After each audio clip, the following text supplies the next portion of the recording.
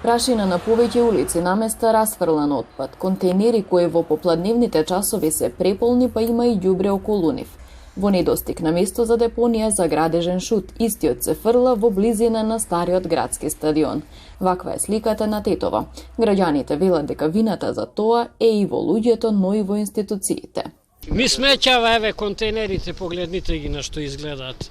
Пикавци фрлат, од джеп се фрлат и луѓе немаат дисциплина, а и не се чисти градот како што треба. Чиј не е чист. Прелепштината за никаде. Депонија нямаше од градија. Не знам дали има понече жат во светот од Тетово. Гадни Мехмети од еколошкото здружение Еко Герила вели дека нашиот град продолжува да биде еден од најнечистите градови во земјава, а можеби и во регионот.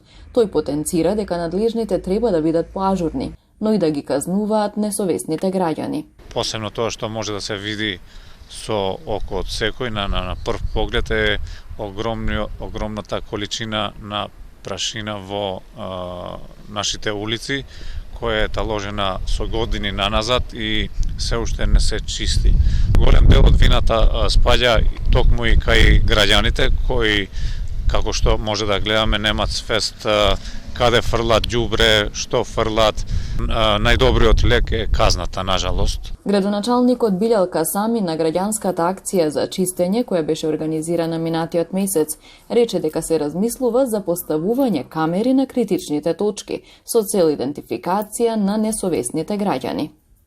Во некои покритични локации да се инсталират и камери кои можеби и се размислува да одат директно во веб страната на општината, значи секој граѓанин да може да види кој каде фрла ѓубре, за да преку тоа после да се интервенира и да се превземаат мерки.